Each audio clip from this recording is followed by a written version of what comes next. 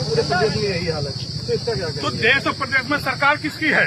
आप सोचिए, उनके ऊर्जा मंत्री कह रहे हैं कि अखिलेश यादव जी के कार्यकाल के अधिकारी ऐसा कर रहे हैं। अरे भाई, आप 9.5 साल हो गए आपका, और ऊर्जा मंत्री जी को पता ही नहीं है। जब सारे अधिकारी अखिलेश यादव जी के कार्यकाल के हैं तो आप इस्तीफा दे दो, आप सरकार से हट जाओ, अखिलेश जी को सरकार चलाने दो, तो दिखा देंगे। जिस तरह हम लोग तहसील को 18 घंटे 20 घंटे बिजली देते थे, जिला मुख्यालय को 24 घंटे बिजली देते थे, और हम लोग फिर उसी तरह व्यवस्था करके ग्रामीण इलाका को हम लोग 18 से 20 घंटे बिजली देने का काम करेंगे, और जिला मुख्यालय को 24 घंटे बिजली देने का काम करेंगे। ये भाजपा के लोग सिर्फ दिखावा करते हैं।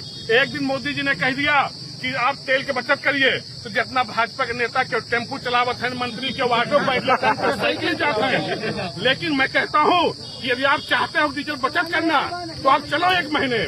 आप कह दो कि 1 महीने हम सरकारी गाड़ी का यूज नहीं करेंगे, 1 महीने हम ऑटो चलेंगे, हम टेम्पो चलेंगे, हम बैटरी रिक्शा से चलेंगे। ये भाजपा के लोग सिर्फ दिखावा कर सकते हैं फोटो खिंचा के, क्योंकि ये लोग फोटो जीवी हैं। ये भारतीय जनता पार्टी के नेता, इनके मुख्यमंत्री, इनके मंत्री सिर्फ फोटो खिंचाते हैं, फोटो के अलावा कुछ नहीं है।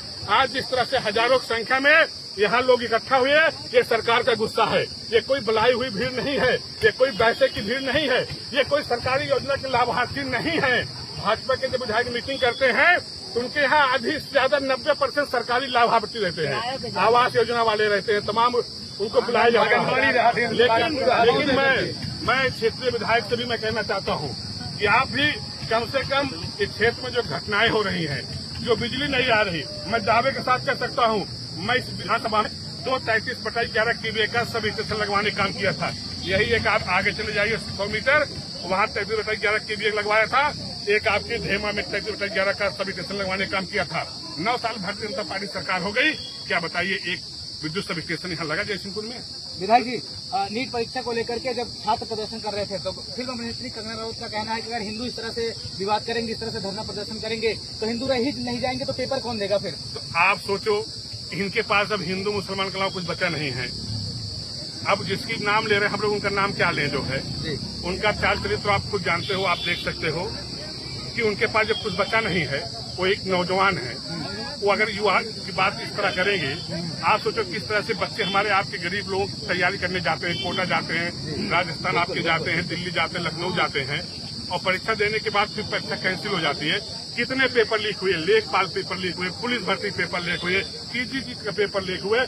कोई ऐसी परीक्षा नहीं, ये पेपर नहीं लीक होते हैं, ये सरकार पेपर को लीक कराती है, अपने लोगों को, बड़े लोगों को उसमें पेपर दे देती जिससे वो पास हो जाए। तो सोचो मेरिट कितनी जा रही है। कोई हमारा पीडीए समाज का कोई गरीब आदमी हो सकता है? वो कभी नहीं होगा। जो बड़ी जात के लोग हैं, जो सामंतवादी लोग हैं, जो पैसे वाले लोग हैं, वही सरकारी नौकरी में जाएंगे। और ये भारतीय जनता पार्टी चाहती है कि आउटसोर्सिंग के माध्यम से कि बड़े लोगों की भर्ती हो, जो हमारे पीडीए समाज, पीड़ित दुखी तपमानी समाज के लोग हैं, उन्हें नौकरी न मिले।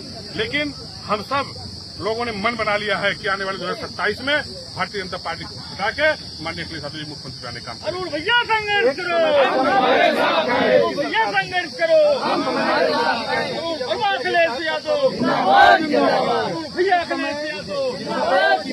95 रुपए पार कर चुकी है, लेकिन नरेंद्र मोदी जी इस पर कोई टिप्पणी नहीं कर रहे हैं, तो आप कुछ कहेंगे? देखिए, मोदी जी क्या कहते हैं, उनकी बातों किसी कोई भरोसा नहीं रह गया। जब मोदी जी मेलोडी टॉफी खिलाते हैं, मोदी जी क्या कर रहे हैं? मोदी जी ने कहा कि सब 15 लाख सबके खाते में जाएगा। मोदी जी ने कहा इतना विदेश में काला धन जमा है, सबको आ जाएगा, नोटबंदी कर देंगे, बोले सबको लाभ मिलेगा। अब तो मोदी जी के बात पर किसी कोई भरोसा नहीं रह गया है।